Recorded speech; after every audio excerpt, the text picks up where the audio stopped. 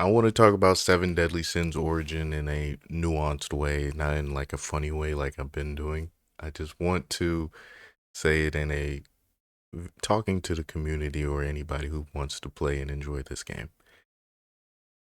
I do not think the game is bad. I just think the game is very buggy right now.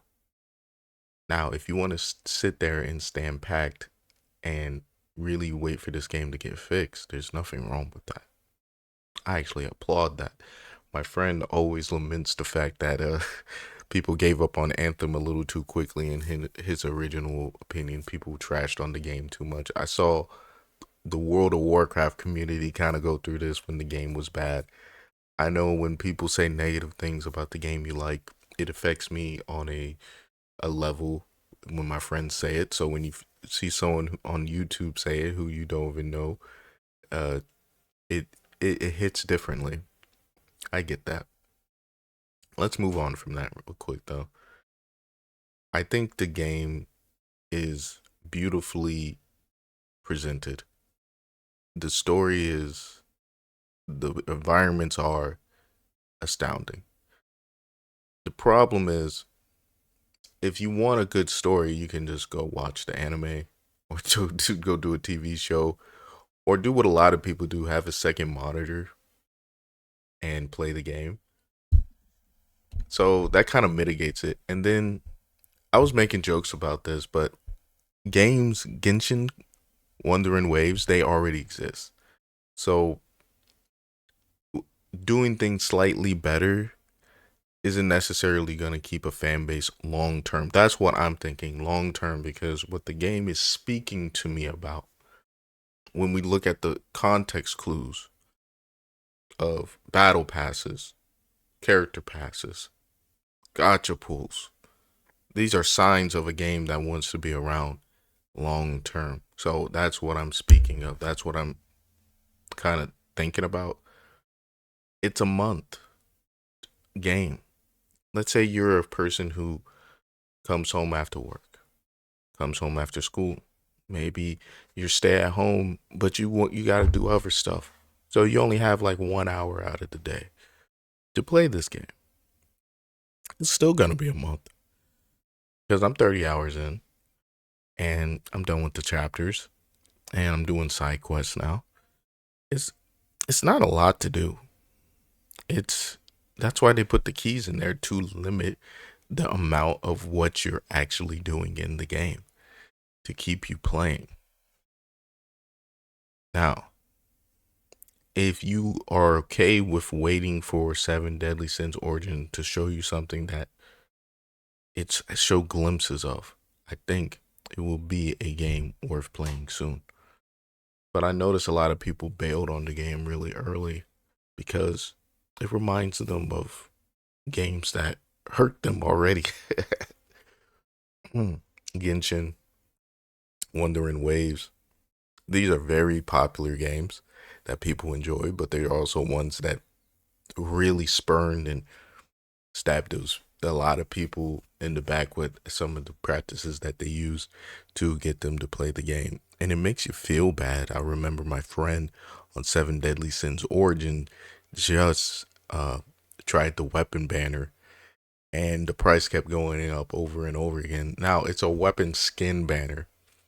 And we were just seeing, because it almost made it seem like one ticket equals 10 pulls. So if you got to all 10 pulls, you're going to be able to get the skin, the weapon banner that you're looking for. No, the price keeps increasing each time, and they don't tell you that anywhere on the banner.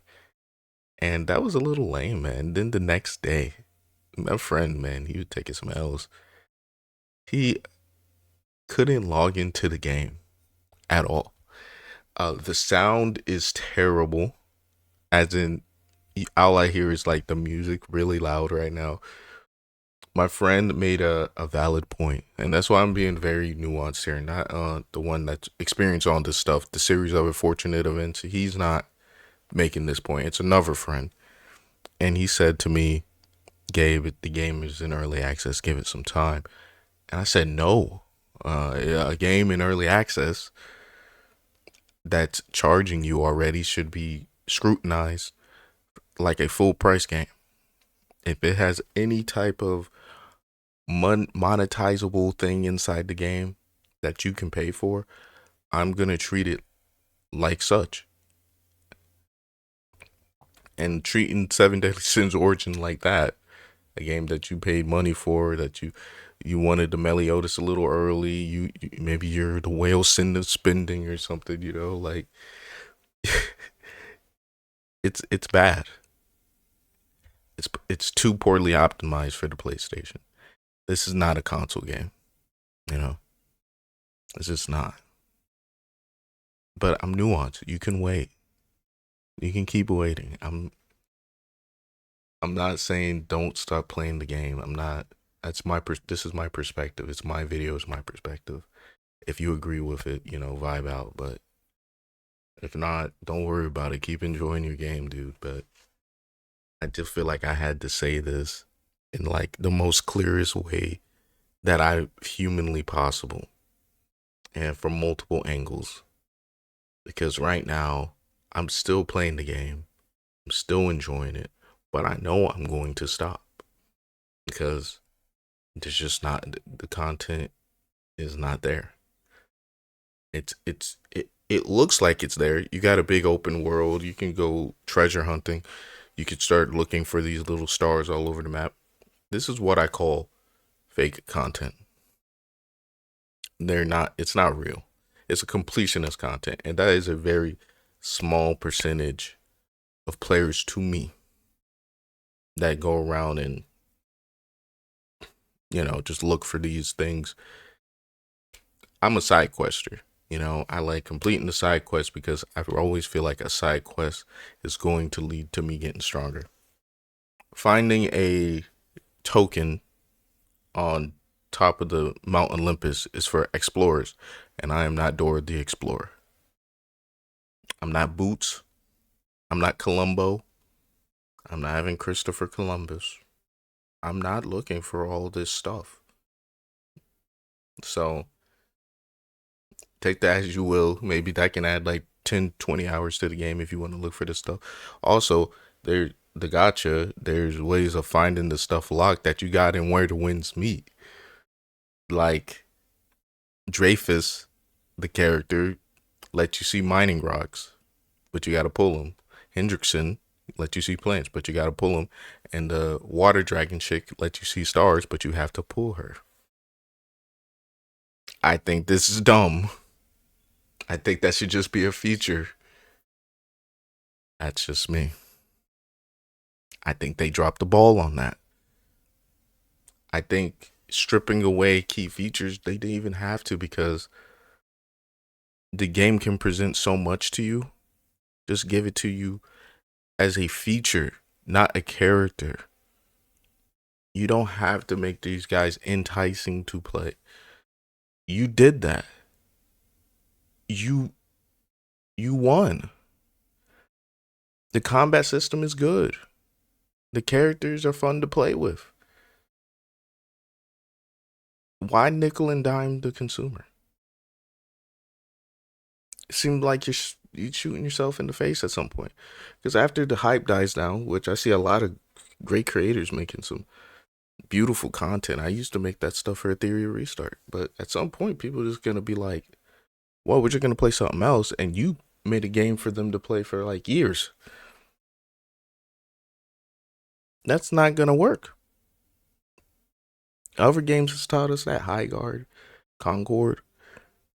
Those games would have been successes if they spent way less money and targeted a way smaller audience. That's not what Netmarble's doing.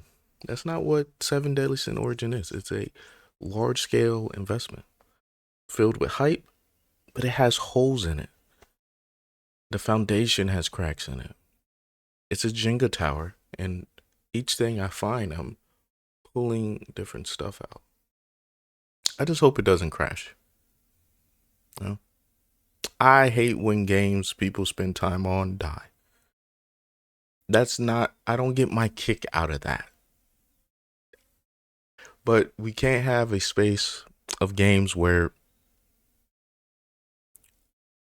people just can't criticize the game. Thank you.